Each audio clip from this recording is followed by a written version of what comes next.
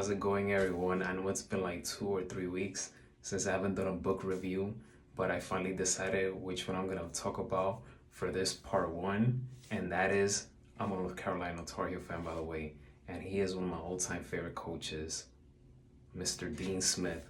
It's called How You Play the Game, the 12 Leadership Principles of Dean Smith, written by his former player, David Chadwick, forward by Roy Williams,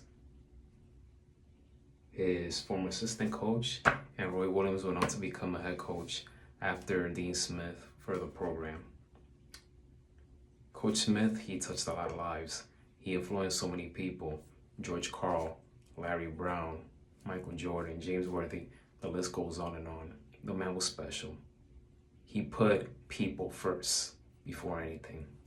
So I'm gonna read you guys. This is gonna be one of my favorite books that I'll be reviewing because Dean Smith meant a lot to everyone, every Tar Heel fan, everyone that played for him, everyone that got to know him. So I'm gonna read you guys an introduction called It's How You Play the Game, and then from there I'm gonna read you guys the first leadership principle one, which is called Be Loyal.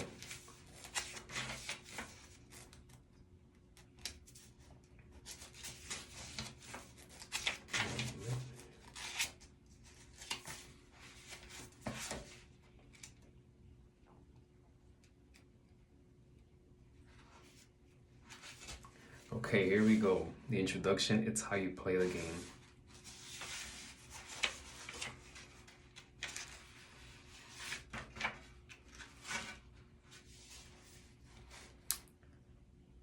Dean Smith was extraordinarily successful because he knew what's important in life is how you play the game. Let's see if you can complete this phrase. It's not whether you win or lose. ... If you have a modicum of understanding of the American competitive sports scene, you undoubtedly are able to supply the ending. It's how you play the game. Reflecting on this thought, the great football coach Vince Lombardi purportedly said, "If that's true, then why keep score?" Lombardi is also credited with having said, "Winning isn't everything, it's the only thing." The numbers say it all. 36 seasons as a head coach at UNC, 879, the number of career victories, 2 national championships, 11 Final Fours, 1 Olympic gold medal, and a championship, an NIT championship. He's the only college coach who has won the championship trinity of the NCAA, NIT, and Olympic gold. U.S. Army General George S. Patton defined leadership as the art of getting subordinates to do the impossible. Someone else has said that leadership is the expression of courage that compels people to do the right things. In the business world, the difference between an effective or ineffective corporation is leadership. In the military, the difference between a good unit and a bad unit is leadership. In sports, the difference between a successful team and an unsuccessful team is leadership. In a world starving for effective leadership, Coach Dean Smith has proven to be a very effective leader. Therefore, I believe there is enormous value in looking at his life and leadership style. As one of his former players, I have seen up close and personal the practical, transferable principles by which he lives. These principles, consistently practiced over almost 4 decades as a leader, have been the foundation for his outstanding success. Breaking the record and winning the games was not his life's goal.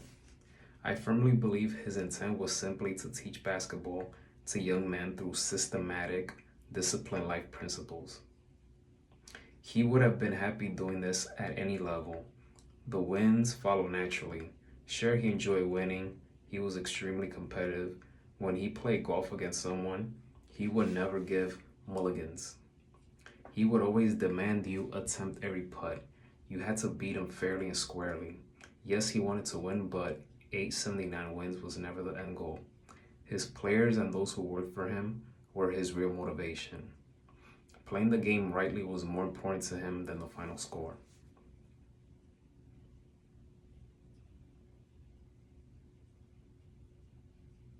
What are these principles Coach Dean Smith imparted to his players?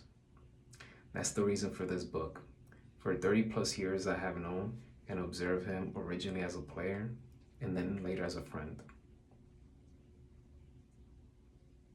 I believe these principles encapsulated him, why he was extraordinarily successful as a leader and a man. They are not principles he thought up or invented.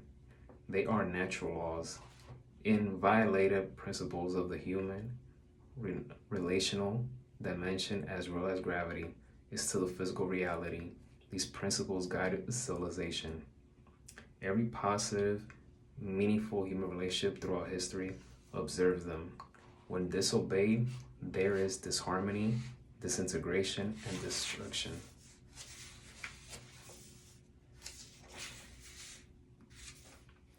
And now I'm going to read you guys the first leadership principle, which is called be loyal.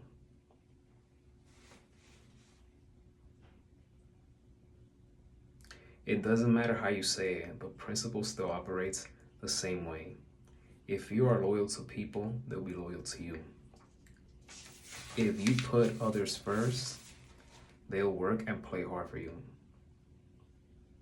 Dean Smith understood and practiced this reciprocal law of loyalty. Every player returned his loyalty. His wasn't a blind loyalty that allowed people to take advantage of him. Rather, it was a genuine caring for others that fostered mutual care.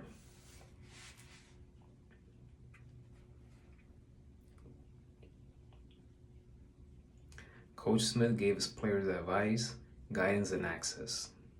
In exchange, we gave him hard work, respect, and deference. He set standards, expectations for us, both on and off the court. He never demanded perfection. He did ask for a quest for excellence and accountability. Knowing his care and loyalty for us, we easily complied.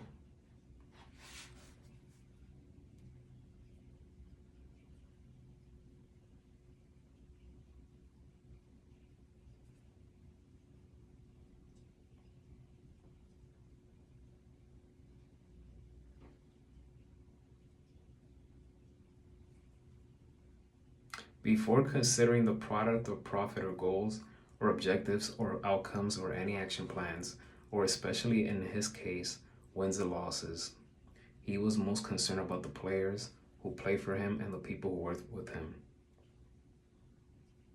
One of the ways Coach Smith demonstrated this desire was by counseling gifted players such as James Worthy, Jerry Stackhouse, Rasheed Wallace, Antoine Jameson, Vince Carter, and yes, even Michael Jordan, to forfeit remaining years of eligibility for their own financial security. If they had stayed at UNC, Coach Smith's chances for more victories and more golden national championships would have been greatly increased. But he was more concerned about the individual players and their future careers. And I'll leave it right there for part 1 of the book called It's How You Play the Game. One of my favorite sports books right here. One of my favorite leadership books right here. Definitely recommend it. I'll see you guys next week, guys, for part 2. Buckle up, stay tuned, because this is one heck of a book that I think you guys will enjoy every part of it. So I hope you guys enjoyed part 1.